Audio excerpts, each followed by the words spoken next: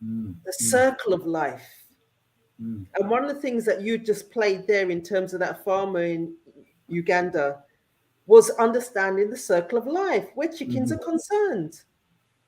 And recognizing then you can put a chicken on an egg to hatch. It's not gonna, there's some of this science that we think, hang on a minute, we've been told a story. Or even if we've not been told a story, we've not even Ignorance, picked up on ignorance the at language. time. Ignorance at time, right? It's Yeah. one of those. It's one of those things. Is that we have to understand that there is a natural way of life out, with most of our animals and everything, But the thing is that due and through domestication, they are out of sync of how they actually live their lives. Yeah. So a lot of animals that we do actually do, right, as human beings are hybrids anyway. They're crossbreds of different various kinds of different animals, and then we've got the docile, brainless type of end of the animal chain, in preference to the strong buffalo who will crush your backside if you come anywhere near him or his family, right? We're not even about to eat that. We want the We want the docile. dust. I'll eat my grass. Yeah, I eat my grass while I'm watching my brother get his guts tear out over Mm, this or by mm, Allah honor mm. barbarians. So yeah, man, It's yeah. it's just as people, what are we? How are we educating our young people just so that they understand the circle of the food life, Mm, the circle of because even again, I'll mention Sharon. She will go and plant a callaloo, mm, and she does that every year. But what she realized last year mm. was that the callaloo had no seeds. Oh my gosh. Oh, so she has some sterile So she seed had some seedless. callaloo that can only be planted on one season. Mm, mm, And you think to yourself, there's a lot of foods that they're crossbreeding, whereby the natural pollination that they do by their circle of life mm-hmm, is just eliminated mm-hmm, because of this thing called greed, mm-hmm, because of this thing that we want to yield more or we don't want to share, like that farmer was doing. He was sharing. The question mm-hmm, was, why are you telling everybody? Everybody's not going to do it. You know how many people got land in Jamaica and mm-hmm. they will prefer to pick somebody else's apples, pick That's right. someone else's mango? They're not going to plant. They're going to take someone else's um, single Bible. They're going to take someone else's fever grass. Mm-hmm. And it don't take much to put fever grass in the soil and Mm. the Here's a elements, come. it comes. Mm-hmm. And then you've got some little mint you can put, a little thyme you can put, and you've got the soil around you. And it's, again, I was listening to the radio and they were talking about the lady, the presenter was talking about back in the day, you'd have, this is around the waters, you'll have it be an event, an occasion whereby the women then will go down to the river, and it would be a wash. Mm-hmm. Everybody would be washing it, putting them clothes for the school the next week, next day, whatever. The man Mm-hmm. then clothes, their clothes, and there'd be a conversation that will go on, and there'd be the children running up and down and enjoying the freedom of the space, Mm-hmm. Mm-hmm. feeling the soil in their feet, under their feet, etc., etc. In town, she was talking about she said that she's got a dryer, and I'm thinking, but why would you have a dryer in Jamaica? But if you're living in town, you've got nowhere to hang your clothes. Mm-hmm. You've got that you're almost forced to Let me tell have. you something. When it, even if the breeze is blowing, within an hour it dry off already. But when we live like we were not, and again, if you think about the circle of life, and we Mm, change the way that we're living. So now the little plot of land that's 5 acres that would have served 2 or 3 families or 5 mm, families or even 10 families, half an acre each. Now you've got, they put up the equivalent of um, what they'll they'll either use the word settlement, or there'll be lots of houses, Mm-hmm. square boxes. They all look the same, very similar in terms of the UK, um, and fill the space. That means they've not got the amenities, they've not got the water plumbed in, they've not got the sewage that works, they've not got the electricity all sorted, but they're going to put as many dwellings, homes as possible because people need to live. But Mm-hmm. the downside of that is that we don't have those conversations. We Mm-hmm. don't appreciate or recognize. So in town, I understand to some degree because we are following somebody else's rhythm rather than our own. But in Mm-hmm. country, you think to yourself, there are so many people that have got a little spot and they choose not to plant. So then what we end up eating is things out of season because the callaloo we're getting all year round, but we shouldn't be technically getting it all year round. Mm-hmm. Mm-hmm. We shouldn't be getting the chicken would take 6 weeks minimum. And now you can get a chicken fully fledged, full of water and all other things in less than 5 because Mm-hmm. of the boosters. For the chicken's good for the it's good for the chicken, not. Mm-hmm. What is And it? Even with that now, you think about it. What is the lifespan of a chicken? If it was left to be like in its own natural environment, what would be the lifespan of a chicken? well, I know when my mother used to rear chickens when she came here 10, 15 years ago, Mm-hmm. she wouldn't kill the chicken. So this is not the natural lifespan, but she wouldn't kill the chicken unless it was at least 10 to 12 weeks. Mm-hmm. And people See? are, neighbors are looking at her as if to say, no, that chicken's going to be too hard, too tough, too this, too that. You should have killed it from 6 weeks. But the chicken was, Mm. she fed the chicken, she cleaned the chicken, she looked after the chicken. So I don't know, I don't actually know what the lifespan of the chicken would have been had we not killed it. But I know that she kept Mhm. them longer than the average poultry farmers, whether they were looking after half a dozen or they were looking after many dozens. She'd always keep it longer, but that wasn't the done thing. But no, there's two. There is, so, and again, if I think back when I first came here to Jamaica in 1976, and Mhm. they were kicking oranges because hey, there was an abundance of oranges, and they Mhm. wanted the children wanted to play ball. And again, I understood the concept, but I just didn't understand the Wow. rationale. That's right. What you would do, you would just Yeah, juice that, freeze it or whatever, innit? yeah. Oh, by the way, the lifespan of a chicken is between 5 and 10 years. Wow.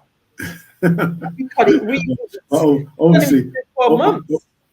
it all depends on the region that you're in. Because if you're in Jamaica, you've got about 5 minutes. Yes.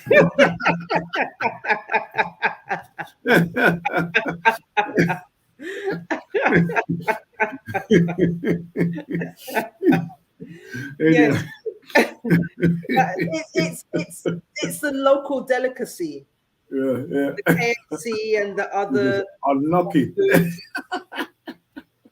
There's a You man know. with a pan jerking the chicken as we speak. They're starting to jerk the chicken, and it's Yeah, only breakfast. yeah, So, exactly. yeah, yeah, we get through a lot of chicken. We get through a lot of poultry this side Mm. of town. Yeah, more so than any other form of meat.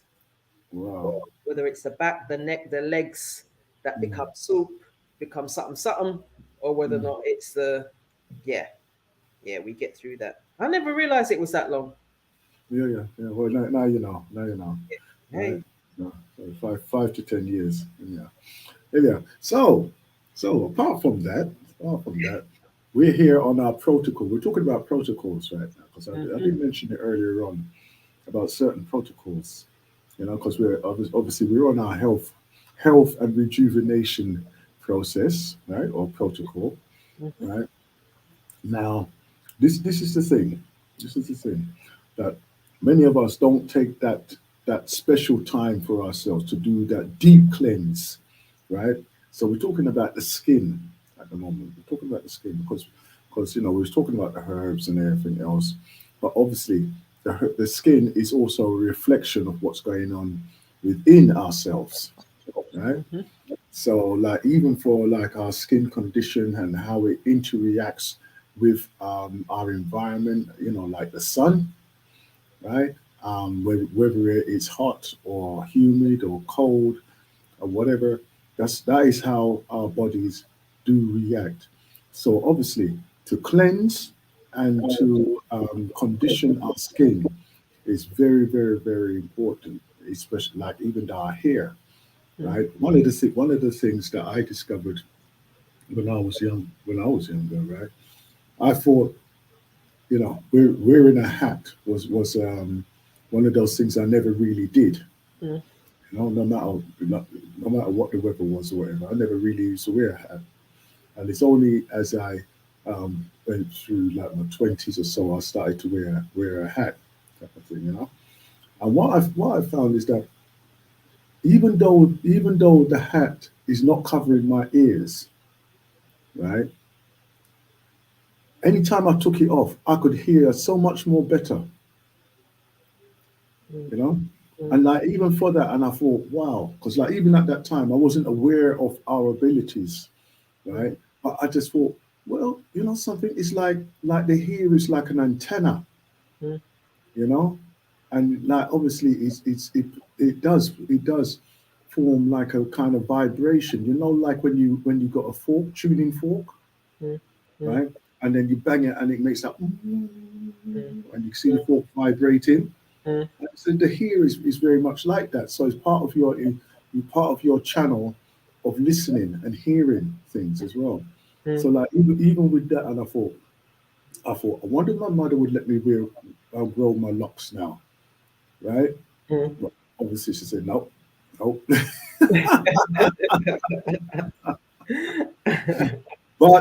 But anyhow, I think it was the only time I actually considered actually loxing Mhm. at that time.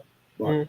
it's one of those protocols that we should look to as well, and care our bodies and be aware of how our bodies are as well, Mhm. right? Is a living organism.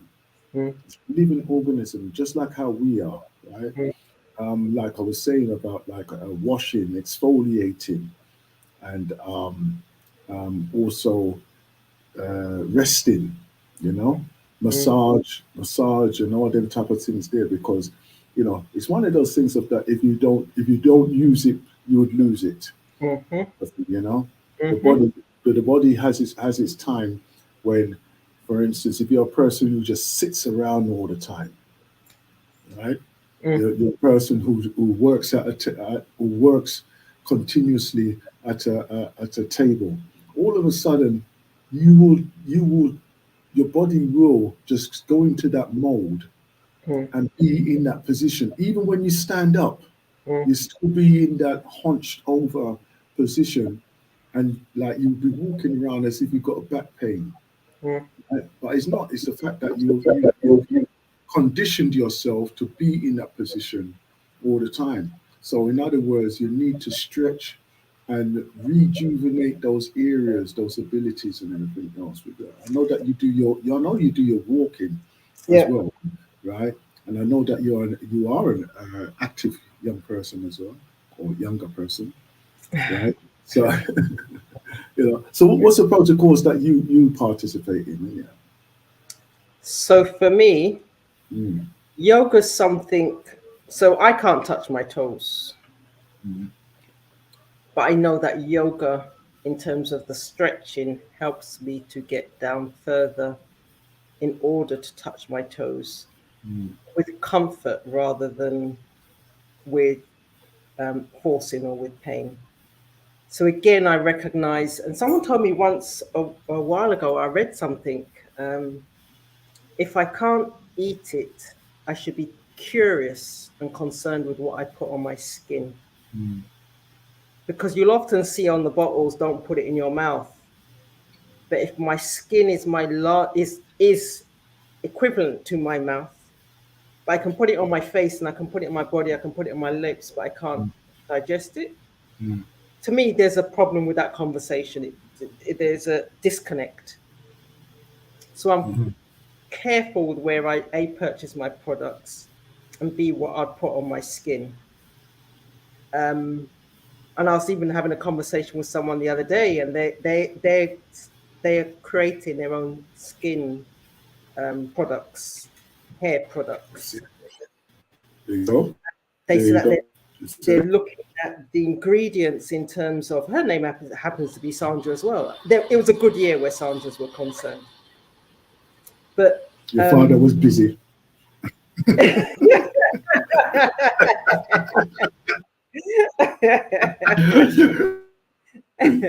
but Just him arguing. but God, but God. she was I was when I was talking to her, because she was saying that there's certain things she doesn't want to put into the products, and it just brought me back to that memory in terms of, if I'm putting it on my skin and I can't by accident put it in my mouth, because I'm not going to willfully go and put the shampoo that wash my hair with in my mouth. But if it goes in my mouth, I Mhm. shouldn't be looking to go and wash out my mouth and um, Mm. bring up anything that I've potentially swallowed.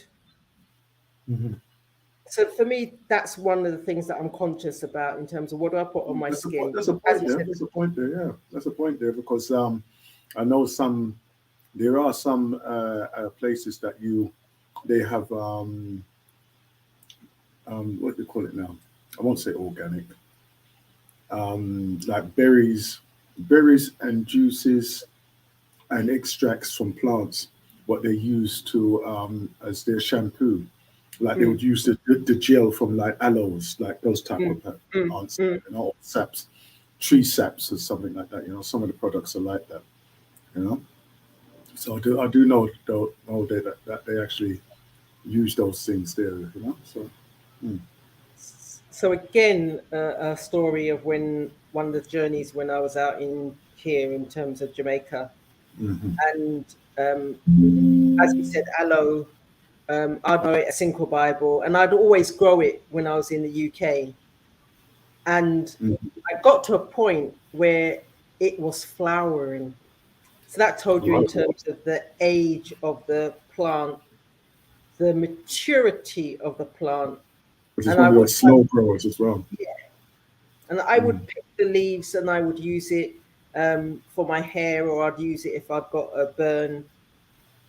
But it's when I was in Jamaica and I saw a Rasta man. He went down to the sea and he was carrying a plant with him and he was washing his hair with it. And it was at that point I realized I appreciated, rather than Mhm. realize, I appreciated the value of this.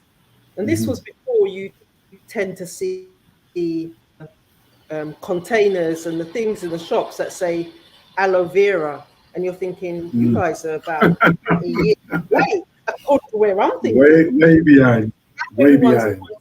I want the aloe juice, I want the aloe vera juice, and I want the this and I want the that for the hair and blah Mm. blah blah. And I'm thinking, man, you're late, because my plant Yeah. is now showing, like I said, flowering. So Mm. that plant I know is over 15 years old. Mm. So even Mm. then, when I'm passing the shops, when I was in the UK and I'd pass the shops and they'd be selling the one stalk of the aloe, Mm. which is, Mm. and again, I'll be looking at that and thinking to myself, that looked tired. But Mm. they cut it and they're selling it for £8, Yep. £10, £15 Yep. just for the one stalk. And I go back and I look at the tree that I've got at home and I just give thanks. Mm. Mm. And I Mm. know then that even though I'm not there now, someone's still looking after it. And if Mm. they're not looking after it, I know that I'm going to go to Sharon and she's going to give me one of her plants. Because Mm. it's even a thought that when I was growing those plants, the suckers that were coming, I didn't always pull up all the suckers. Mhm. because the circle of life and understanding the circle of life. And I'm not a farmer and I don't understand the circle of life, but some things just seem logical. Why pull up all the suckers? Why Mm-hmm. not leave some of them in there? So for Mm-hmm. me, there's the element of what do I put on my skin? There's the element of the walking, but also the stretching. Now, Mm-hmm. I never used to stretch and I got myself into a whole load of injuries. So I done the couch to 5K. Again, you was talking about this that time of 3 years ago when we were all under lockdown, house arrest, even though none of us had Mm-hmm. done anything. And I would go out for a run because I was getting to the habit of going and running to the fridge. And that wasn't good because that's fridge contains food. And if I'm not doing anything other than the house arrest, Mm-hmm. I wasn't able to burn off that energy Mm-hmm. or burn any calories. So I started the couch to 5K. And in doing the couch to 5K, it was they built it up. And if I'd listened to that, I wouldn't have got the injuries I got when I started to run the 5K and Mm-hmm. felt comfortable to say, yeah, I can run this on my own, but I wasn't Mm-hmm. stretching. Yeah. And the stretch is just as important as the run. And if I don't do that, effectively I'm robbing my body of half the benefit, Mm-hmm. robbing myself of half the benefit. So there's an element, like I said, of what I put on my skin. There's an element of just walking. There's an element for me in terms of cycling. So where if I'm not walking, when I was in the UK, I'd cycle, and that was where in the recent years, I was doing most of my exercise. Yes. Yes. Mm-hmm. Mm-hmm. So I would go down to the gym and I'd do. Um,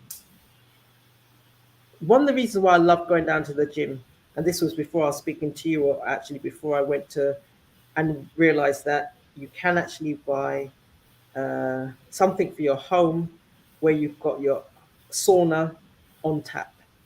Because I'd go to in order to go and get a sauna. Yeah. And Yeah. that for me, if I'm joining the gym, and I did join one local to me, it was because there was a sauna. And then when I'd go there, work out, do a spin class, finish a spin class, possibly do another class, and then go and relax in the sauna. Mm-hmm. And for me, that was an ideal way of exercise, foliation, go home and sleep. Mm-hmm.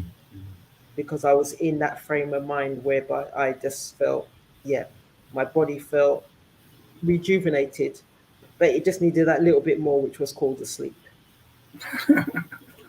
So, Well done. Yeah. Yeah. And I've dabbled with the yoga, yeah, mm, committed yoga as well. I didn't follow the training program all the way through. I mm, did. I would say that um, initially when I started it, right, there was a lot of joint problems or restrictions mm, at the time. It wasn't a problem; it was a restrictions. mm, And then after, I would say probably about 2 months of doing the routines and just it wasn't even like pushing, but mm, just putting myself into the positions mm, or the forms. I'm talking layman. If I put myself into the forms, mm, that eventually, right, I felt that it was more relaxing on the joints and the muscles, mainly because I was conditioning them to actually relax in preference to being taut all the time or tight all the time. mm, In that way there, I didn't realize how how much tension I had throughout my body. mm, And like and even when I was doing the protocol of the yoga, right? It was as I alluded earlier on before we did the midday meditation, mm, that that it's not a case of you forcing the movements. mm, It's that you are moving through it in a unification with your breath as well, mm, right? And in doing that, even doing that breathing or doing the proper breathing through there, you were you were literally filling your body with oxygen Mm-hmm. right? The blood as well, with enough energy and flow, that it would literally flush the whole of your system, Mm, you know. mm, So if you did it on a regular basis, along with the breathing, mm, right, and then the form of relaxation or meditation at the end of it, I'm telling you, you would be awake for all 2, 3 days without getting mm, tired, you know, mm, because the mm, amount, the amount of energy that it actually produces through you, mm, you know. mm, mm, So that's the one that we're introducing this month, to go and do some form of uh, um, yoga, right, or stretching routine. mhm, As you do your silent walk, which is part of the meditation as well. mhm. So could you explain more further on that silent walk, please? So for me, it Mm, gives me an opportunity to slow down, and it mm, gives me an opportunity to observe and to be present, mm, because we're not. And the analogy I would give it is, it's almost like being a driver. You're either the driver or the passenger. mhm, So the driver is looking straight ahead, looking out for any potholes or anything of danger, and or looking out for where they're going. But as a passenger, the beauty that you have is that you can see the roads, you can see what's around. You've got that opportunity to take in the view. So if you're driving in an area whereby you can see the environment, you've got that opportunity to see that. So for me, when I go on my long, slow, silent walks, the views that I'm looking at and the spaces what I'm walking, whether or not it's in the UK or whether or not beautiful here in Jamaica, I've got the scenery. I can just stand there and I can bask in the scenery. And then whilst I'm standing there, I would just do a quantum breath. And when I say quantum breath, it's around the breathing. It again encourages me that I'm present, I am centered, I'm open to source energy, source love, and I'm mhm, prepared to share that love. So it gives me that incentive, motivation, want to do all of that. So yeah, like I said, the long, slow, silent walk. And there was a sister, her name will come to me, and she had organized to do a slow, silent walk. And when she does it twice a year, and she tends to do it equinox. oh, that well, coincide with the equinox, yeah. Yeah. Okay, so So the spring equinox the and the spring winter. and the winter. And they literally go to a park. The last time she done it, it was a park in Catford. Mm. And I wonder if that's Girard. yes, it Ah, is. right. He's one of the presenters here in Galaxy. Yeah, Yeah. yeah. Mm, And just in terms of that, again, gives you an opportunity to reconnect, mhm, mhm, gives you an opportunity to do that meditation and mhm, to be present in terms of where you are, mhm, rather than the rushing for the needs of the world. mhm, So I would recommend taking time out. And like I said, when we were all under house arrest and I was going out, the beauty about it is that 75%, probably 80% of the population was doing the house arrest other than going to the supermarket. mhm. But I was going to the park and it was so beautiful because it was silent. And there was a load of people there as well when I went. I've never seen Park with so much people in it. It depends on the time of day. So again, when I'm thinking about going for my slow silent walks, I'm going first thing in the morning. And Mm, again, you spoke about the benefit or the beauties of waking up early. mm, So again, there's a book called regarding the 5 a.m. club and waking up at 5 a.m. mm, Queen Afua speaks about meditating between the hours of sunrise, which is between 4 a.m. and 6 a.m. Now, Mhm. some people may think, wow, I hell no, I can't do it. It's not part of my rhythm. Yeah. But we've got out of the rhythm of life Mm. and we need to reconnect. I Mhm. need to reconnect and I need to stay connected. And when I jump out of bed and just get on with the day, I feel I'm missing something. Mhm. I feel then that I'm running at someone else's speed rather than my speed. Mhm. So I'm gonna like to snap a little bit more. I'm likely to want to do things a lot quicker. Mhm. When in theory, the trick to going fast is to go slow. That's the theory. Yeah. Take away the angst, take away the frustration, take away the energy, the excess energy. So, like I said, the trick to go fast is to go slow. So, even yesterday when I'd left out because I was angry, I'd woken You up know, yesterday. it's like when you see a young child, right? You see when you have a young child and they want to do everything, get it done quickly, Mm, right? And then they'll be there and they'll try this, try that. Da, da, da. I can't do it. I can't do it, right? And of course, you as a mature person know that if you actually look at the task, what needs to be done, mm, take your time, look at the task, then you'll be able to see how to actually do the task in an efficient manner. And then when you've done it, like it could just be like a puzzle or something, and then they look at you and they go, "Well, how did you do it then?" You know, mm, and then instead of explaining to them or showing them how to achieve it themselves, you probably mm, would just say, "Well, you can do it like this, da da da da da," mm, whatever, right? mm, So you just show them how it's done in preference mm. to allow them to actually develop the True. way of Critical thinking.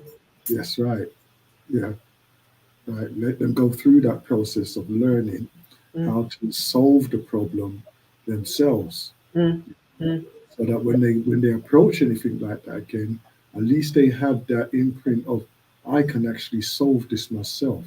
mm, You know, mm, mm. just giving them the answer does not help them in No, any way whatsoever. no, no, no. Because yesterday, like I said, when I left to go up to town just to get a few bits, Mm-hmm. and saw a brother, hadn't noticed him before, and he came over. So we're both walking. So we're walking on opposite sides of the road, and cars are hurtling down in the middle. He crosses over, and he says, "Patience." And I'm thinking, okay, yeah, I understand that. So we start to have a dialogue, and Mm-hmm. then he said, "Determination." So at that point, when he said the second word and he just said it on its own, he didn't dress it up, he didn't put it in a sentence, he just said the two words on their own. And the Mm-hmm. first time when he said it, we started to have that dialogue. Um, so I said to him, "Why?" I get both of those words, but why? Why are you sharing those words with me? Mm-hmm. He said he'd been walking down the road and those words were in his head, just circling, circling, circling. And I was the first person that he saw because there wasn't no one in front of me. And he said he just had to share. And he opened his mouth, and those were the two words that came out. Mm-hmm. And I'm thinking, wow, Mm-hmm. our ancestors are talking to us. My ancestors talking to me. I need to have the patience and I need to have the determination. And I came back and I looked up the words in terms of the dictionary definition. And I thought, okay, Mm-hmm. breathe, breathe. Well, there you go. There you go. See? Ancestral voices. Yes, yes, yes. They're all around me. All around me. Most definitely. But unless if you're running, Mm, you're not going to catch it. mm, If you're on a bicycle, you're not going to catch it. If I mm, was in a car, I definitely wouldn't have caught it. mm, It's mm, because I was walking, I was able to catch it. mm.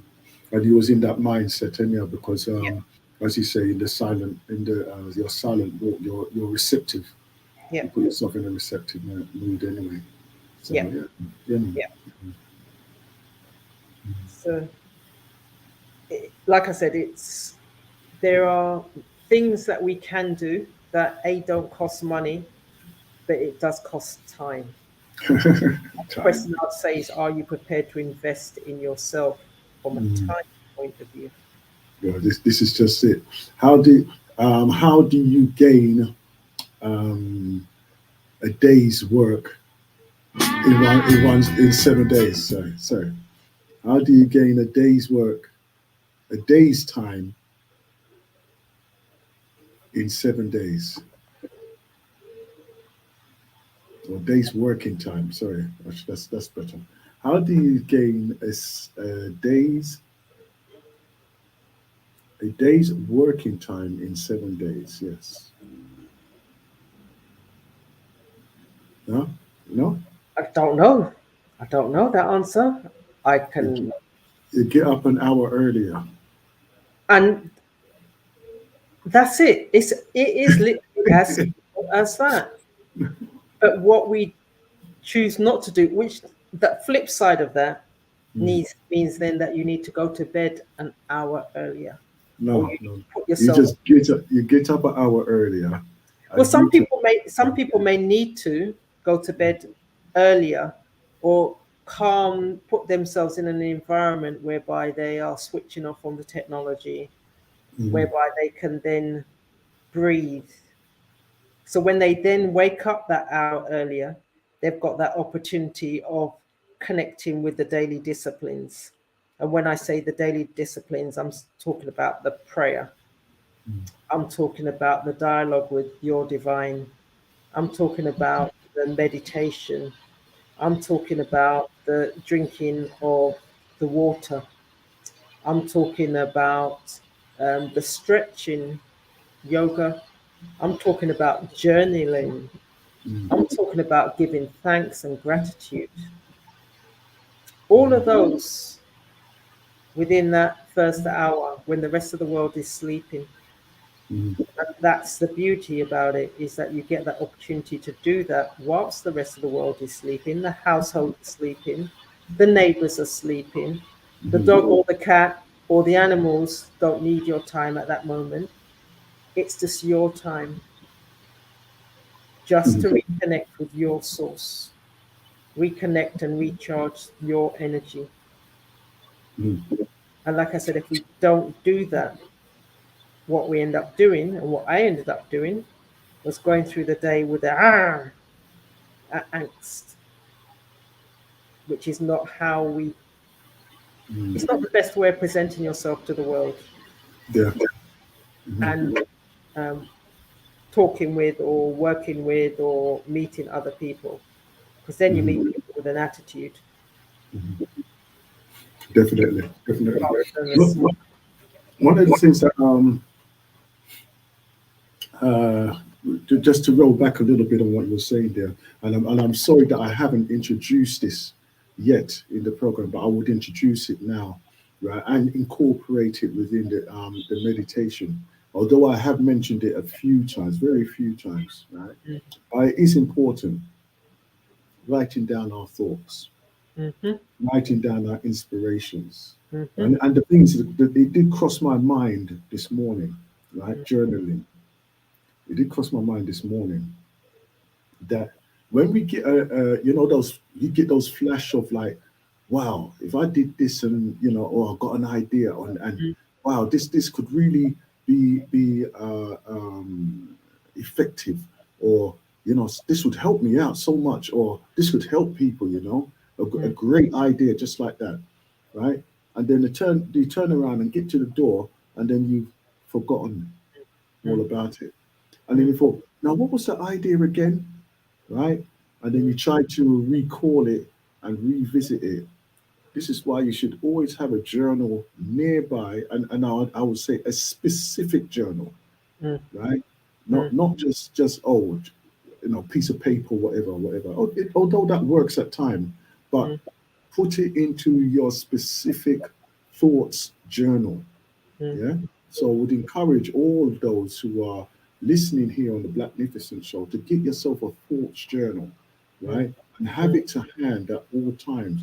mm, If it's like a, you know, like a textbook size or whatever, and you can put it into your bag, or you can carry it on your person, great. If you're working at a desk, have it there on your desk as well, mm, because there are moments of times where when you get inspiration to resolve problems you probably are experiencing, and mm, then all of a sudden it's gone. But once you've written it down in that moment, right, act on it in that moment, mm, then you'd be surprised how many times you get inspired, and especially if you make a habit of it, how mhm, many times you've had these messages, right, of inspiration over like a period of a month. mm, And if you acted on all of them, mm, right, you would be so much further in your life. Your life would probably be more balanced as well, mm, you know, because your inner self is always trying to communicate with you, mm, only that we just don't open the channel for communication in that way. So we got a message from our brother Kwame.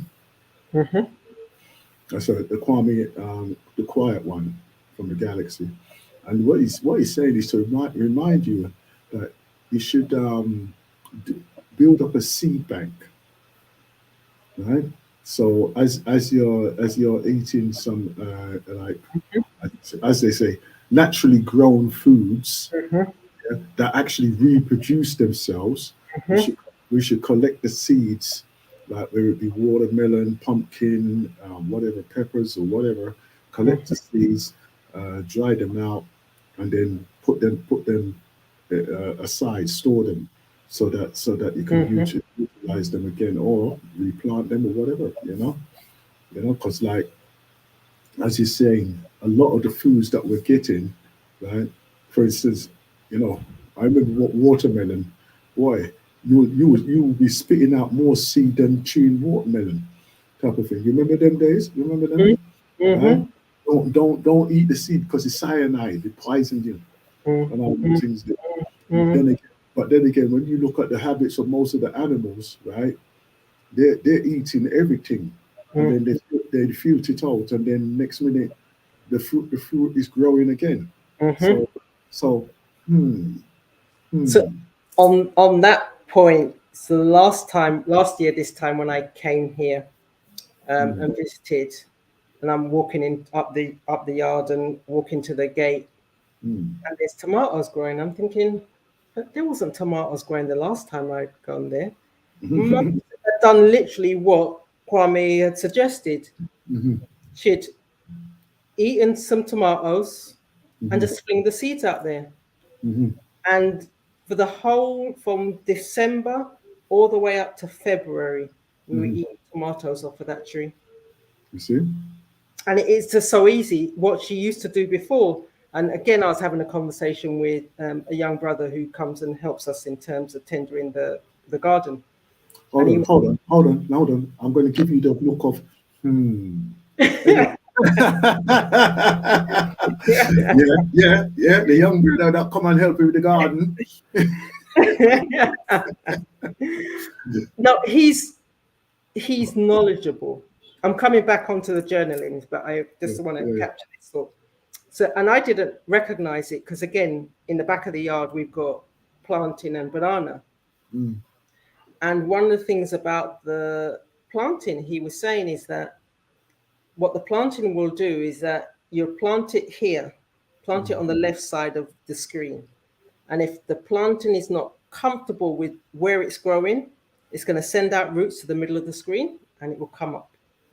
mm, If it's not comfortable there, it's going to send out another roots to the other side of the screen. mm, So the planting will find its natural space of where Mm-hmm. it prefers in terms of the ideal location. And I just Mm-hmm. thought that was so beautiful. Again, with the circle of life, the planting will find it's not comfortable where you put it. It's going Mm-hmm. to find its natural route, and it will keep growing up suckers until Mm-hmm. when it finds it. And if it doesn't find it, then it dies. Mm-hmm. But they talk, you talk about banana walk. I didn't understand that. Yeah, bananas do walk. That's what they mean. Because they will move their suckers. They will keep planting until when they find somewhere that they're comfortable. So yeah. So in terms of what Kwame says, again, I bought some gunga peas, Mm-hmm. and my mum tore strips of me because she said those gunga peas ain't good for nothing other than planting. So that's what I did. I planted them, but gunga peas takes Yeah. a little while to grow in the same spot where there were tomatoes growing in the past. So the gunga peas were coming up. They're coming up nicely. But she was saying that we could probably plant some Portland red because they will take 6 weeks to grow, whereas gunga peas will take a lot longer. So again, Sharon told me off. She said that you've got soil. I don't have it as much as I would like, and I need to get some more, and I will get some more, but can plant a lot more stuff. That means that from an eating point of view, you don't always have to go out and purchase from whether it be the Igla, the supermarket, or anyone in between. You don't have But to. it's good if you have the opportunity. It's good to eat from your own hand or hand to Yeah, mouth, as I yeah, would call it. You know, yeah, hand to mouth. You know, yeah. because like if you can plant it and then feed yourself as well. Mm, That's the way to go. That's the way to yeah. go. Even if you have one meal every Out of now it. and then, Yeah, out yeah. of your own produce. Because That's the thing. the beauty of that is that you may, we choose not to use the pesticide. So my mum's got a cherry tree. So the drink that I've got here now is You have to and repeat. You'll have banana. to repeat. You have to repeat that last piece So because we just. the drink that I've got there now is turmeric, cherries, and banana. Mm, So the cherries, I'm not necessarily a lover of the cherries, but mm, again, they mm, come in season, and this is now the season for them. So I'm going to mm-hmm, put it in a juice and consume it that way. But they're seeds, and mm, sometimes I'm spitting that seeds, and I'm thinking to myself, you know what? My mm, body will take in the seeds, and what it doesn't need, it was going to flush. mm, Because I know that there are grapes is something that I don't eat now. I mm, used to love grapes, but I don't agree with the grapes without the seed. And Part of the that's fruits well, was in most places that's what they're that's what actually they're selling. selling. Yeah, Seedless. yeah. Everything Now is seedless. they don't have to put seedless on there. They just put grapes because we now know you're going to get children who grow up now who don't Mm-hmm, realize that grapes did have a seed mm, once upon a mm, time because they will never have seen it. mm. And That's frightened amazing. for Mm, what we're taking away and what we're all for this thing called consumption and speed and fertilizer. mm, But going back to the journaling and writing things down, again, someone said, mm. and I had to smile when they said that a short pencil is better than a long memory because once you've written it down, it's there. But Mm, the memory is going to take you. You're going to lose it because something else get put on. And we see mhm, everything, we know everything, and we have mm, our own internal filing cabinet. But unless you put an emotion next to it, you're not going to be able to find that piece of paper again. mm, You're not even mm, going to know what color paper. You don't know it is a big piece of paper, a small piece of paper. You don't know what was mm, on it. And you may roll your eyes and think, and you scratch your head and think, could or would I know that someone? I know. But you've not written it down. And the beauty about the journaling is that you capture the information Mhm. at source. Yeah, and if you make it an instinctive habit as well, because Yeah, like even on some of our devices, we can get do a words, yeah, record or words yeah, record or something on yeah, there, and it's to make it a regular, habitual, instinctive behavior or yeah, pattern, yeah. right? In a sense of I heard something or I see something, Mm, like take a photo of it or whatever, mm, because like it's one of those things is that the memory itself, yes, we can remember a lot of things, but we mm, have a lot to remember mm, as mm, well, mm, so therefore those moments of inspiration we need to capsulate them mm, as we need to capsulate them as often and as much as we can, right? mm, mm. If we was able to do it on every occasion for everything, my word, we'd probably write a book a day, We type of would, thing. we would, because it's the whispers of infinite intelligence Mm, that unless you're doing the slow silent walk, unless you're doing the meditation, mm, unless you are present, you're going to miss out on all of that gold, all of mm, that juicy stuff. And when I say in terms of the meditation and waking up early and doing the breathing, once you've come out of your meditation, write down what are your insights, what are your discoveries, what do mm. you now know to be true, Yeah, the truth. Yeah, yeah. rather than what you were fed previously because you know something about yourself, a behavior or something that you're going to do, which you now know to be true. You just need to then take the action based on that thought process. Definitely, definitely. Anyhow, let's take a little break, and then we're going to come back for your presentation. Okie Okay, All all right right. then. We'll take See we'll you. take a little break, and then we come back to you. All Okay. right then. Right there. Let me just line this up. There's life getting ready in the harbor. Tomorrow for old England, she said. Far away from your land of endless sunshine, to my land full of rain, skies and gay. I shall be aboard that ship tomorrow. Though my heart is full of tears of despair,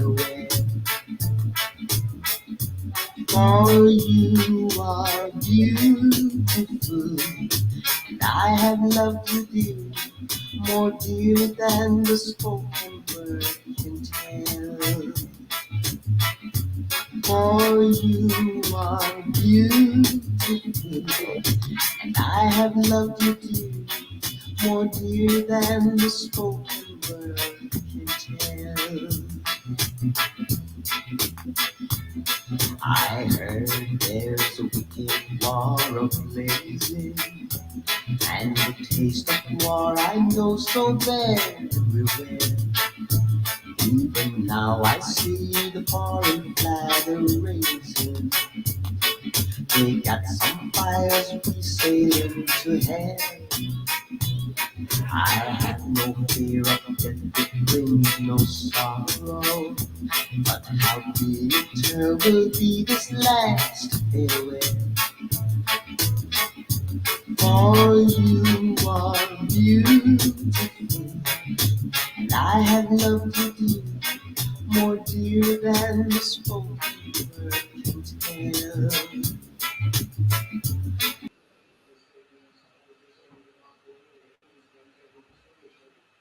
Loved you, dear, more dear than the spoken word can tell. Oh, death and darkness gathered all about me, and my ship be torn apart upon the sea. I shall spread again the fragrance of these islands. Second. Bring the memories that brought you on the street. Should I return once more again to England, I shall watch the English mist grow through the day. For you are beautiful, and I have loved you dearly, more dear than the spoken word can tell. For you are beautiful, and I have loved you dearly, more dear than the spoken word can tell.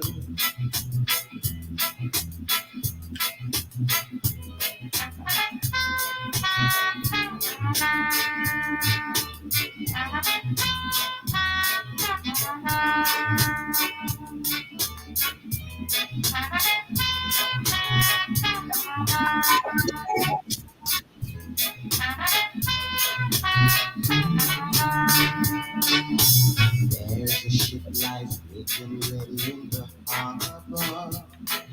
Tomorrow for old England, she says, far away from your land of endless sunshine, to my land full of rainy skies and days.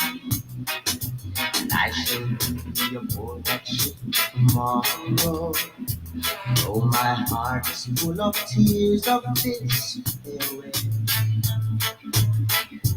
For you are beautiful, and I have loved you dear, more dear than the spoken word can tell.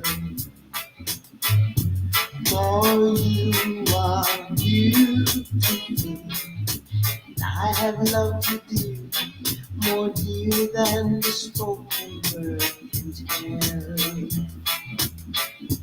For you are so beautiful.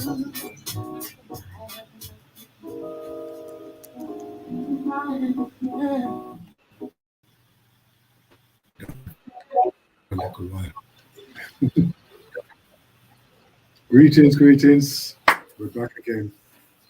Right, what do you have for us this strong, my sister Sandra, as I turn the platform Well, over to you? well, I'm going to start with the affirmation, which is I am living on purpose and I am on schedule. And I am a phenomenal woman, that's me.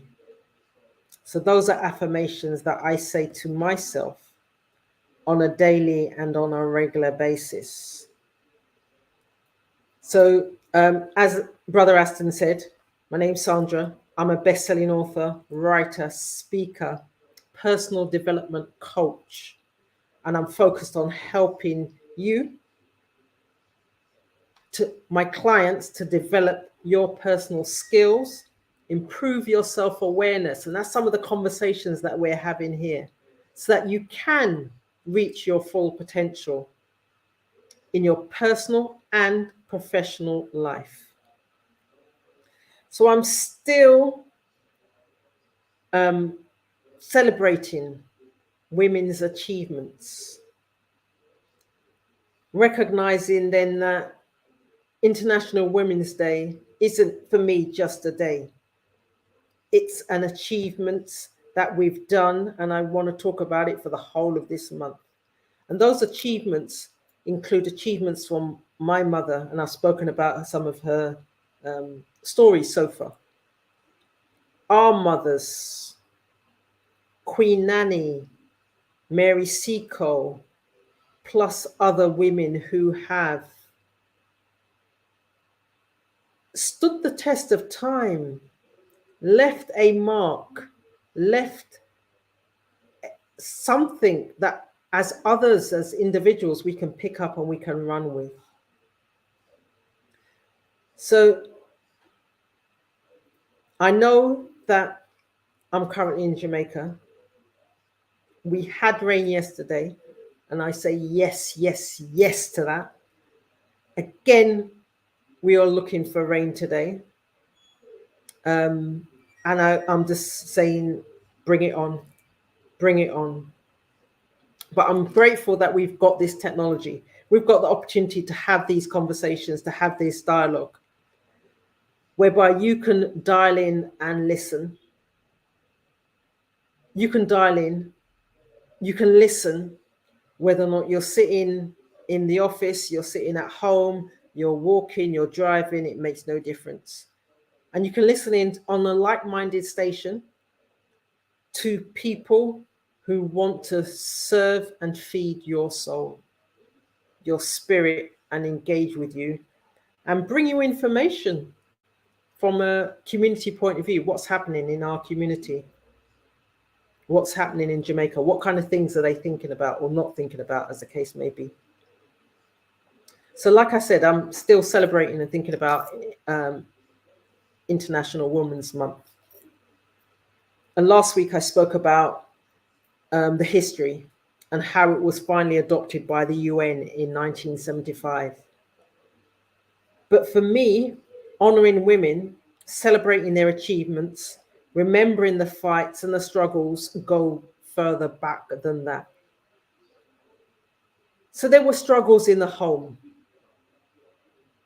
And to be fair, there are still struggles in the home. There were struggles in society. And to be fair, there are still struggles within society. There were struggles in places of work.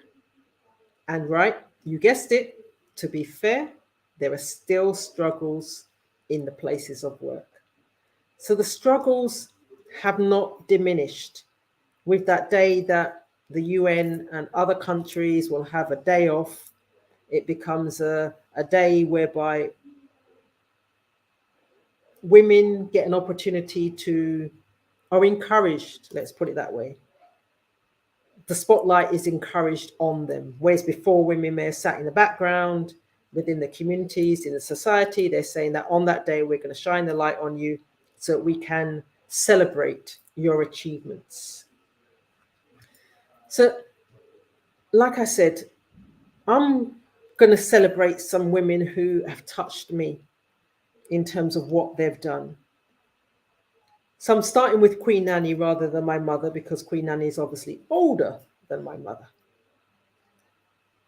But Queen Nanny comes from the region where my mother was born. Queen Nanny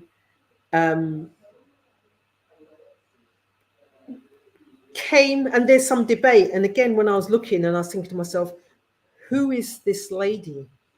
Who is this sister? Who is Queen Nanny? And there's a debate. And even yesterday, when I was just looking at it again, just to check what I was looking at, there were some more conversations. Now, one of the things that there seems to be a uniformity is that the image that we have of her may not necessarily be a true image. But back in the day, they didn't have the recording devices, the cameras, the artists that maintain the image of the photograph like they do now. What they had back in her day, which we're using now, is, and Brother Aston was talking about, I think he's this conversation in terms of the money that they're putting forward in terms of nuclear weapons, nuclear arms. So one of the things about Queen Nanny, I'm going to be jumping around a bit in terms of, from a historical context, the guerrilla warfare. She lived in a part of Jamaica, in the Windward Islands of Jamaica, which is on the west side of Jamaica, in a region called, well, I know it in terms of region, in terms of Moortown, but there was a whole region of that side of the island. And when you're going to that side of the island, you can understand why she was able to defeat the British, who kept on coming up there to trouble them. These were people who were escaped slaves, who wanted to maintain their freedom. And they were happy to do that. They would come down to the plantations where there were slaves that were still in bondage. They would free some of the slaves. They would take some of the livestock. They would take the ammunition. They would come down, take what they needed, and then go back because they wanted to be safe and free from that bondage, free from the slavery. A number of them had traveled over on the ships from Ghana or from the west coast of Africa and had gone through the horrors of that journey, sold to an owner and working on a plantation in a dehumanized, the word can't even come out, but they're working in a situation whereby, why would one person do it to another? Again, that's another conversation. But they were fighters, they were warriors, and they weren't prepared to put up with it. So they ran to the hills. She ran one direction, her brothers ran in a different direction. And within that space that she lived in, there was only one road in and one road out. And they mastered the art of communication. They mastered the art of camouflage. And they mastered the art of keeping their space sacred. When we do communication, what are we talking about? We're talking about Beng. I don't have one here, and I should have actually put one up, whereby there would be individuals who blew their Beng posted in specific spaces and specific places. And when the British came closer, and in the right spot, they would be warnings that go out initially. And then depending on where they are, there'll be a conversation. The way that the Beng is blown, it is a conversation. And those that are listening understand the message, come out from their hiding place, and they were wearing the green fatigue that every army in the West now relies on. They used the natural environment in order to keep themselves hidden. They would come out at the appropriate time, have that warfare with the British, send them packing back down the hill, and go back to their communities, recognizing that there's going to be another fight because the British weren't giving up. They're not like the Spaniards who were there previously, that the British managed to go in there and oust the Spaniards, who were doing exactly the same thing to the natives of Jamaica. So it was for her a long fought campaign, and she wasn't giving up. She was prepared to stand with her people. She was prepared to encourage them, teach them from a fighting point of view. And like I said, she recognized the beauty of A, the camouflage, and B, the communication. And they would communicate from one end of Jamaica to another. That was how beautiful the Beng and the sound and the language was, that they would be able to communicate. So when the British thought that they were sneaking up, there was no sneaking up. They were already figured. They had already been sussed out. And those warfare, like I said, those guerrilla warfare tactics, ambush and surprise attacks, gained an advantage over the British. But there did come a time, and this is the thing that you think to yourself, as a woman, why would you not do what your brothers are encouraging you to do? In terms of the British raising that white flag and saying, you know what, we are losing the battles. We recognize where you are.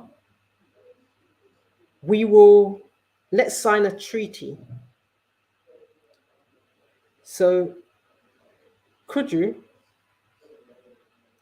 Nani's brother, Queen Nani's brother, couldn't read or write, but he did sign a treaty. Now you think to yourself, hang on a minute, how can I not read and write and sign a treaty?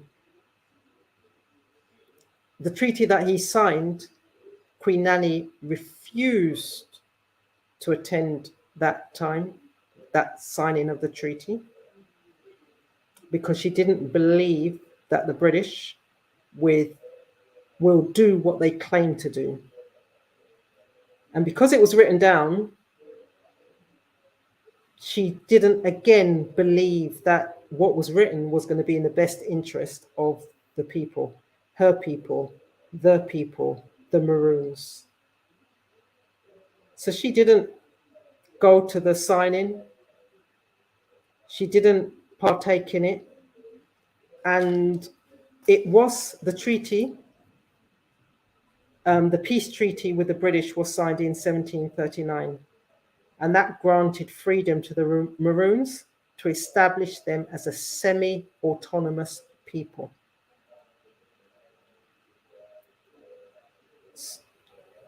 There's more in relation to that and another discussion that can be had. But to me, it was her having that foresight and insight of fiercely protecting her people, wanting what's best for them.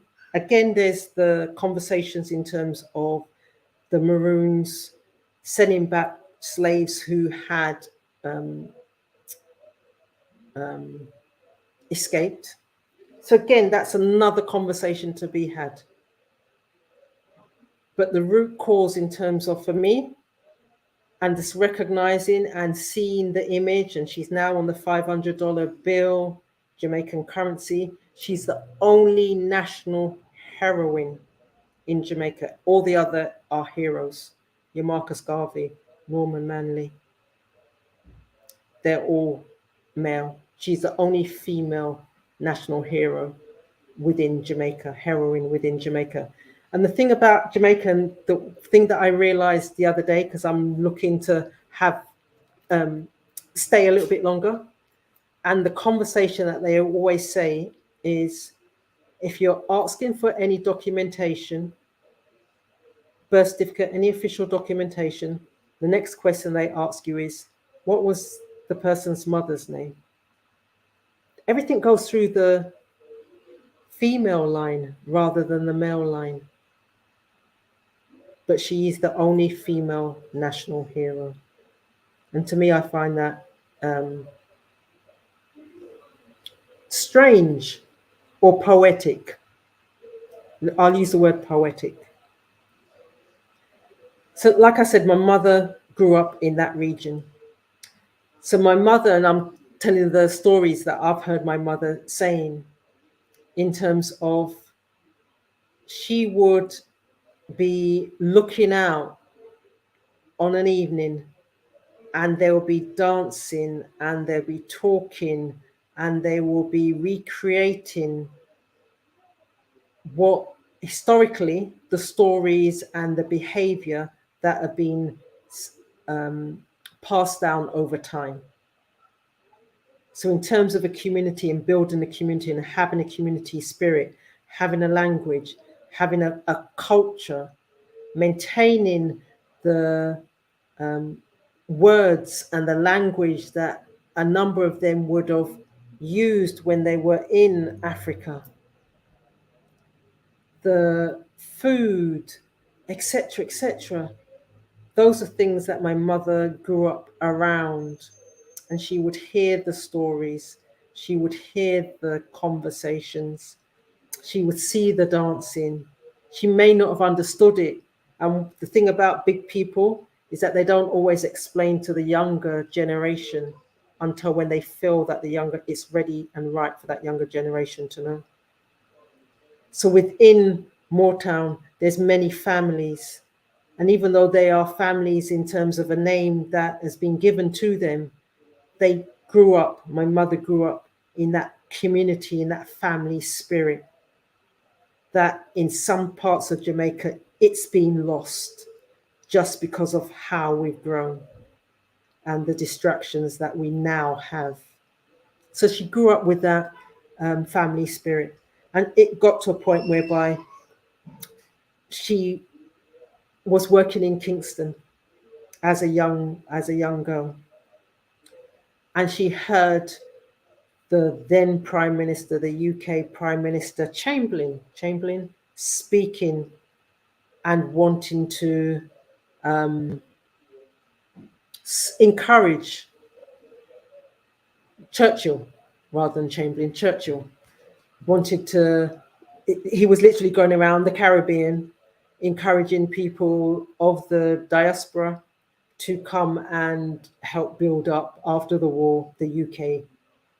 So she snuck out of work in order to hear this man speak.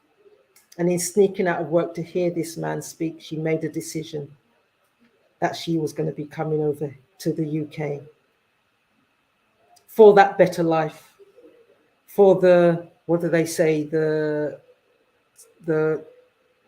roads are paved with, but she came over, she made that decision. And because she was an independent woman, because she was always working, from the age of 9, she was working. She was carrying the bananas on her head from Moortown into Port Antonio, 10 miles on her head in order to sell the bananas so that she could pay for her school books, so she could buy things for herself, so she could be self-sufficient. She wasn't depending on her father. She wasn't depending on her grandmother, who she was living with because her mother had passed. She wasn't depending on her uncles. She wasn't depending on anybody. She knew what she wanted and she was prepared to go for it. So in coming over to the UK and going through the trials and tribulations, bearing in mind, she came from somewhere whereby everywhere you look, you saw greenery. If you wanted food and you wanted fish, they'd go down, it literally a little walk down to the stream, to the river, and they'd catch their bussel, they'd catch their crab, they'd catch their fish, and they're there to eat. If they want water, they'd either go to the spring, and that water was coming from far because by the time it's got its natural filtration system, or they'd have the coconut water. So she'd come from all of that where sunshine was. But in that region where she grew up, that has now been claimed as the wettest region in the world. They get water, it rains every day. Or in the past, it would rain every day. Not for long, but you don't need a lot of rain in Jamaica. But it was rain every day. A big shower, downpour. So in coming to the UK, she talks about the snow. And my mom often talks about that snow that was heaped up from December right the way down till March. It snowed that much. She talks about coming in, and she was blessed. My mom was blessed because she had one of those little paraffin heaters. And she talks about how she asked a friend in Jamaica to send it over to her, and her friend sending it over to her. And that paraffin heater, which took paraffin, but it would be used to warm the room, to keep the room warm. Everything, food could be cooked on there. Kettles could be boiled in order to wash out the nappies. But my mother withstood all of that. And I don't think, and I must ask her whether or not when she came, she had that plan of doing it in 5 years. I don't know. And then many of our parents would have come over, or our grandparents or great-grandparents would have come over, whether it be during the Windrush, just after the war, within that 20-year period. And some of them would have come over and said, yes, I'm only going to be here for 5 years. Your your streets are paved with gold. I'm going to pick up the gold. I'm going to work the money. I'm going to do what I need to do. And then I'm going to go back. But whilst they were there, whilst my mother was in the UK, she was constantly sending money back to her family. In some senses, I always ask myself, because when I'm having the conversation with my uncle, and he'd always say, that was a good thing that they did in terms of as a generation coming over and building the UK. I'd always question him more so than my mother, because my mother wouldn't have those conversations. My mother would just get on and do it. Jamaica lost out a whole generation of individuals that had the knowledge and the skills and the get-go from a work ethic, from a supporting ethic, from a looking after family ethic, from a looking after self ethic. But again, that's another conversation for another day. So my mother strived, she worked, she worked out that there were some jobs that she would have wanted to do, but she recognized she couldn't do because it didn't make sense in terms of bringing up the family with my father. So she worked specifically within a schooling system as a cleaner and as a at lunchtime in terms of the canteen, because she knew then that when the schools were on holiday, she got holiday, and then as children, as we were growing up, mum was always there during the holidays.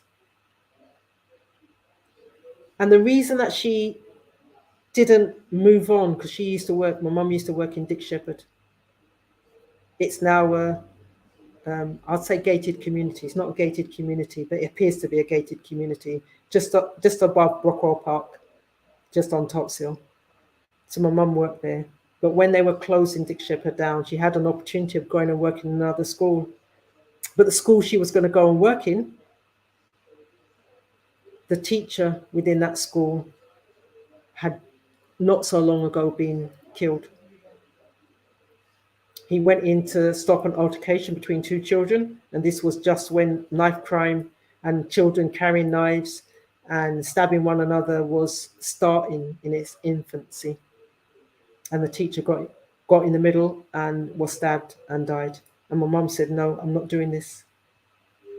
I have worked hard. I've built up not only my sweat and tears in terms of the UK, but I've built up and brought up a family. I'm ready to go home.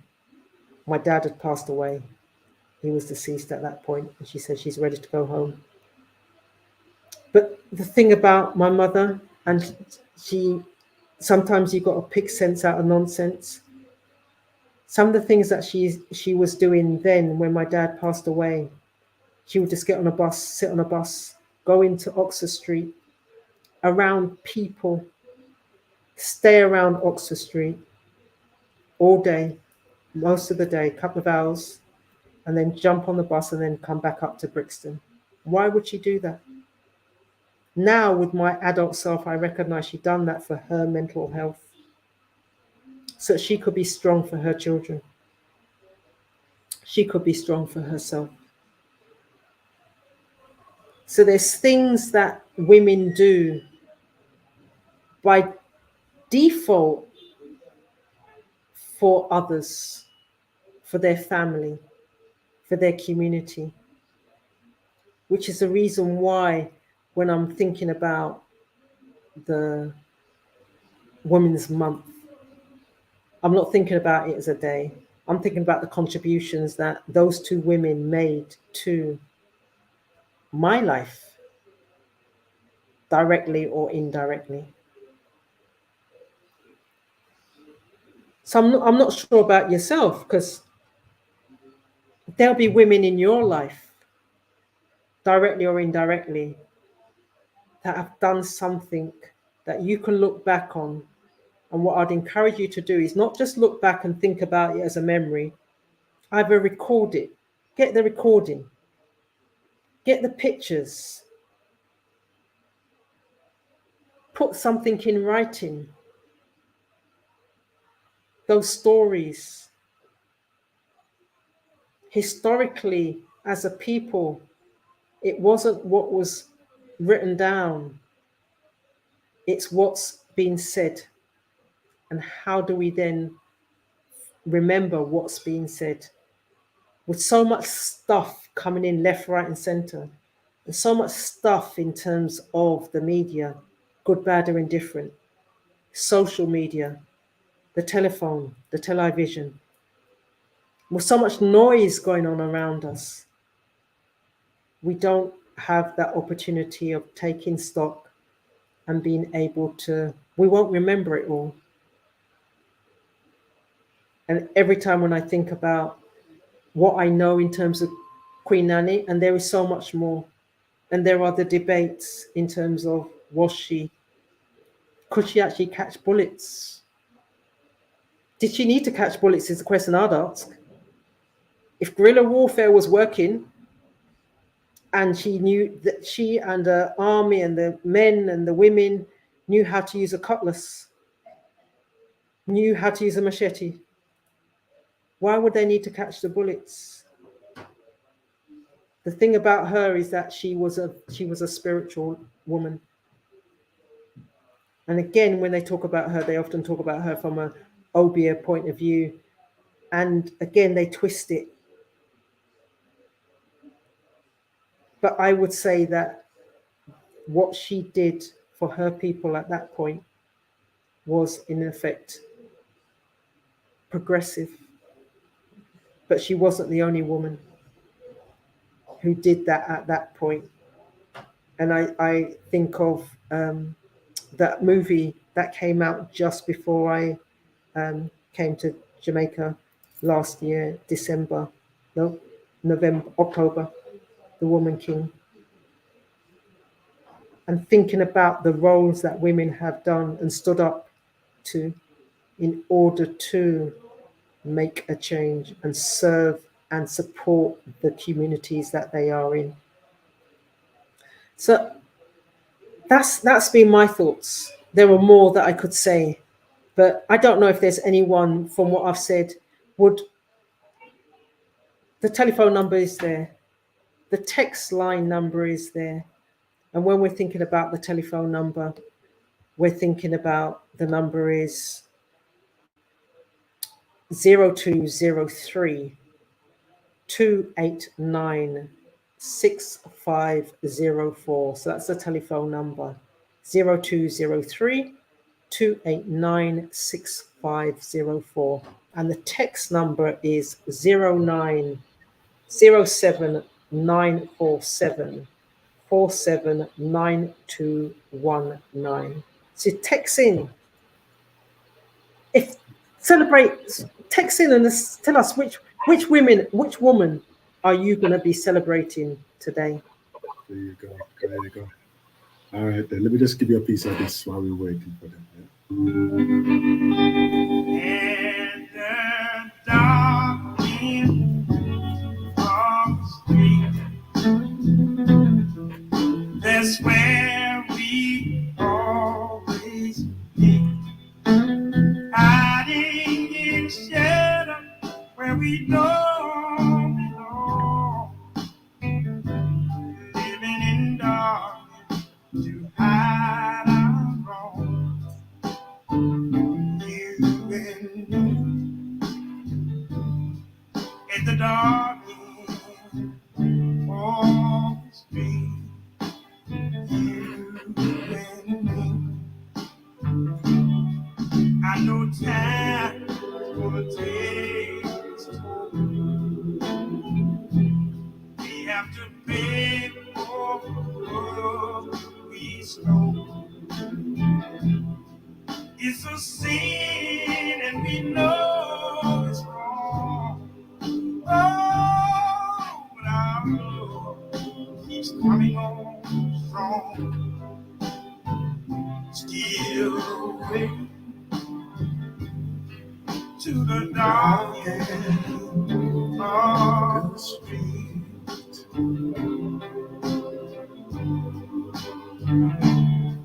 They gonna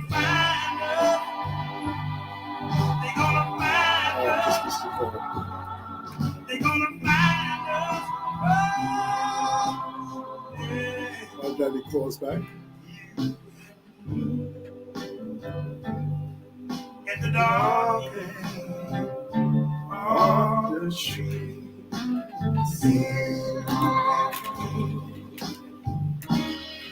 and when the daylight cloud rolls around, and my chairs will go downtown. If we should meet just one more round, oh, darling, please don't cry. Tonight we'll meet in the darkest of the street.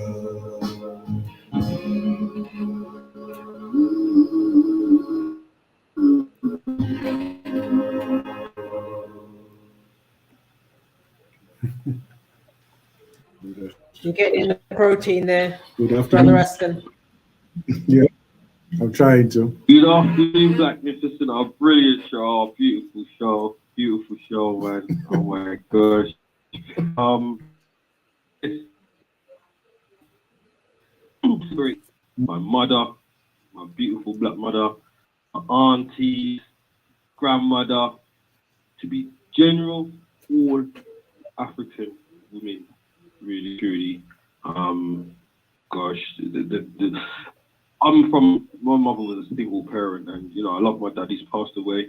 But my mother and her strength to raise 4 children on her own, struggle hard still, you know what I mean? But she made it, and she's, you know, God bless her. She's coming to visit me in a couple of months in Jamaica, which I can't wait for. Oh my God, I've never spent time with my mum in Jamaica, but she's gonna be emotional, really. That's a royal occasion, brother. Oh yes. I've been to Jamaica enough, but she's been to Jamaica 2 times, but we've never been there together, which is going to be interesting. So, but yeah, all black women, to be honest, is just special. And I'm not sure if you guys have seen it of recent yet. I see it a lot online. I'm a lot on not just online in the media, but the black women's now really getting on a platform. When it comes to this, when you see like the system, in the system now, if you see in all types of women, they really, it's like the system is just recognizing their strength, recognizing their qualities, and just trying to position themselves just to get allied up, really and truly. But don't get me wrong, I mean, I'm not sure if you guys noticed it, but I have. I'm thinking, wow, you know, and I see there's a lot of division. Not division, there's a lot of divisive, I see a lot of stuff, like... Take your time, there's a lot of things that have been released to divide the black man, I believe, and the black woman apart, really. I genuinely believe that, you know, with, you know, and that's a lot, they're targeting the young as well, you know, music, even through film and all that commercial, all the commercial stuff. I mean, I don't tend to buy into a lot, but you see it, you can't avoid it, you see it. But yeah, that's what mention that, to be honest. But yeah, I'm celebrating the black women. Oh my gosh, they are special. It's interesting because sorry, I forgot the lady's name. Sandra. Sandra Heights. Sandra. You mentioned the Woman King, and that film, it kind of, you know, it's quite divisive, but it did celebrate the black women and different roles they played. Because, you know, that tribe, the Holy tribe, you know what I mean? The women in that tribe, because how small the tribe was, the women they kind of contributed to the fighting, basically. You know what I mean? It's you know, so that's why they were fighting. It's really interesting because you see, don't get me wrong, in history, let me rephrase it. Since in my journey to study Black African history, there's quite a few times women fighters come up, women leaders come up. You know, I won't say leaders, fighters, warriors, you know, queens or whatever. You know what I mean? And what I have observed, what I have observed is that as much as they are fighting, this is through default. Really, it's not necessarily how can I explain it, man? It's not necessarily a position which is how can I put it, like a not say I can't really, I'm trying to explain it right using words like I don't sort of the words when I say natural, is what natural the right word to use? I'm not sure if natural is the right word to go. Forgive me if I'm using the wrong word anyway. But it's not necessarily. Let's come forward. We'll decipher it as we go. Yeah, yeah. Well, in my observation, when you see these women warriors and these, a lot of the times it was like through circumstance they took these positions and they own these positions. And done them very, obviously they're capable. Obviously, it's not about capability, blah blah blah. But what I've observed, these positions, they've taken charge because they've had to, in a sense, really and truly. And that's just their strength, really and truly. I mean, my mother, produced a classic example of a lot of black women. When the father's not there, they really have to just raise the children and be both a man and woman and such, really and truly. You know what I mean? And that's what I mean by through not default and that's not natural, but they always take those positions which they are not supposed to take. They shouldn't take. They take on board a lot sometimes, and you know what I mean, and they always, their back is strong. Oh my gosh, so I celebrate. One thing, right? And it's not that it doesn't happen, but you don't see, or of a generation, you don't see the mother abandoning the family unit. It does. What you find is that they protect, right? They provide a safe environment. Anything challenging that, they've even sacrificed their own life, right, to have a furtherment of another partner, right? In most cases, right, they've rejected the fact of having another partner while they have their children within their home, and there's many a woman that has taken that stance, and it's one of those things of that. Let's say the ones that came from the Caribbean and the Africas, they came from a totally different culture, right? And then when they were faced with the oppression and suppression, what they did here, a lot of them never really adapted to take that on. Yeah. And some of them, just like a young man or a young woman, they just ran wild with what was happening. Yeah. And in them running wild, and doing what they're doing, they forgot the moralistic basis of the family unit, right? And then obviously the state of the place that they were in. I'm going to use UK as a base. The moralistic standards of this place was nowhere near the moralistic standards of like the Caribbeans and the Africas, right? So yes, the woman is going to turn around and protect her family, her children, her offsprings, in preference to allow the debasing behavior of some of the men that was here. So in that way, there, I'm going to tell you now, full respect to a lot of these women, and those men who have taken on other families, like 4 and 5 children from another person, and raised them as their own. Full respect to them as well. Yeah, you understand? Because there's many a man who has done that. Yeah. So yeah. And yeah, I've got another call now. Let's Is it 2 callers? No, it's only 1, isn't it? That's so shame. Greetings, brother. Fullness, righteousness, as we always say. And as we always say, fasten in the presence of the Most High, the great God of divinity, the Amiga, the woman brought forth creation. And in the name of the Alpha maintains order. And that is how we have it.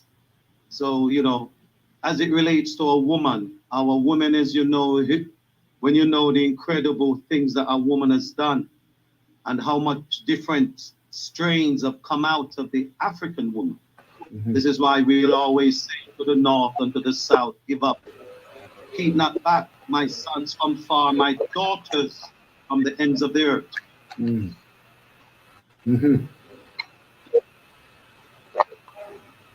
A woman, my brother, has always been in our realities of Ethiopian through that divine order.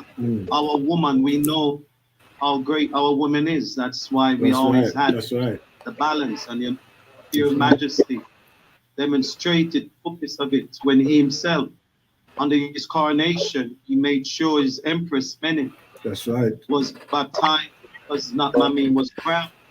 The same, yes. Within the same office. So that maintained that universal reality of our woman, the presence of our woman. Without her, you wouldn't have any creation. Always remember, a woman brings forth male and female. So she, within her, she embodies the fullness of the universe. She's the one that connects and bringing through the season different children according to the moon and the stars, as you know. Yeah, Sister Sandra, are you hearing me? I'm here. Are you hearing me, Sister Sandra?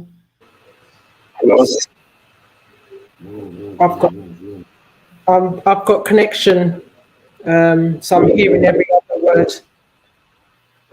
Okay. It's coming through the same way here as well. So, anyhow, what you could do, like, go out and come back in again, and then see if it clears it up a bit. Okay. Right, because like what we're doing, what we're using at the same time, people, we're using a thing called the StreamYard, so that we can broadcast on the Facebook and the YouTube at the same time. So that's where we're doing our connection through that one there. Right, Brother Sean. Yes.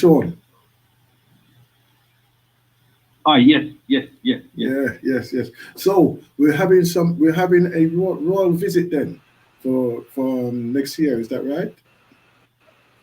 Yes. Oh, I can't wait. No, not next year. In a couple of months. In May. April. Okay, next month. April to May. She's staying. She's coming, my mother. That's beautiful, man. That's beautiful. Because I know. Couple of weeks. Yeah. Well, yes, a few weeks, really and truly. Yeah, because I know when I took so fast, I can't keep up. Yeah, I was able to take my mother to the continent of Africa and to Jamaica. We went there, and basically, yes, I did spoil her right across everything, So in that way, and even now, even with her Alzheimer's, she still recalls going to Africa, of the beautiful people there, She still recalls that. So, it's one of those memories that is still with her, even as she goes through her thing, her condition at this time, So yeah, it's beautiful. Listen, we're coming to the top of the hour now, right? So I'm gonna unfortunately, you come in late with your calls, them. So I'm gonna have to close it off very soon, because our next presenter is going to be here as well. Okay. All right. Yes. So you have any last words? No, I'm good. You're good. Catch you later. Okay, then. Well done. Thank you for joining us this week. Brother Russell Shane, your very short visit this John. Well, my brother, I decided we've been so busy, but we're going to start engaging again to keep our family up to date as what we Ethiopians are bringing to the table for African unity, knowing that we have different cousins and family in the whole empire with different ancestors, but we all have one thing in common: the freedom and unity of the melanated people, both at home and abroad. Absolutely. Okay, so I'll be on this week early with you, my brother, and I want you to join, because we've now done the declaration that we're now in a position to break the paper bull of Rome that has maintained the against our people. So that's now don't declare the piety of Peter as it relates to the law. We will always continue marching, protesting, going through the legal court and get justice, unless you have a greater position that break up their evil rule that's in the dark, and we can't even get to the bar because the gate is always locked against our people. Well, that's what they want to play the game with us. Information to you, my brother. Okay. Because we're going to be sent. It's already been sent to the American government, and it's going to send to all respective world government, including the United Nations, all the 4 axes of evil, which is the World Bank, IMF, the World Health Organization, and most certainly recently, the United Nations, which was the last hope for humanity, no matter what color of skin. So we've seen that United Nations, just like the World Health Organization, they're becoming the axis of evil for the enslaver. All right, so right. We need to do with these things appropriately. Okay, then. And with proper intelligence and not emotion. I'm coming to the top of the hour. I'm coming to the top of the hour, so I'm going to have to, unfortunately, cut you there, so right? Okay? Let's for next day. Galaxy listening and to all the management. Okay, thank you very much. Thank you. That's our shame there. Right, Sister Sandra, summarization. What's your thoughts on your summarization, this job? So for me, it's this recognizing the strength of our mothers and of the sisters and of the women out there, and bigging them up, not only on the day, but throughout the month, but not only throughout the month, but throughout the year. Because through them, as it's been mentioned, they give us life, but they give us so much more that enables us to give life. So if there's anyone in terms of our conversation wants to reach out to me, feel free to do that on Sandra at mindsoulsupport.com. Sandra at mindsoulsupport.com. Like I said, I'm a coach and can help you just so we can just do that reconnection. Right then. I'm going to say thank you once again for joining us on the Blacknificent show. Right, and we look forward to connecting with you again in the near future. Yep. Okay. Definitely. Have a great one. Have a blessed day. All right. All right, then. Take care now. I know the connection is not so great today. Oh, look at that. She's waving at you. Okay, then. All right, then. Thank you very much. Thank you very much indeed. All right, then. That's our sister Sandra there. And I'll say thank you again for joining us on the Blacknificent show here on the galaxyofthewe.net. And we'll be back again next Thursday, 11 a.m. start. Right? Next up is going to be our sister Anawa right here in the galaxyofthewe.net.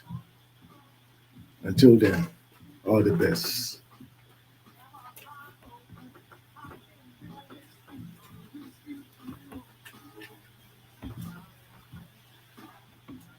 I would never hurt you intentionally.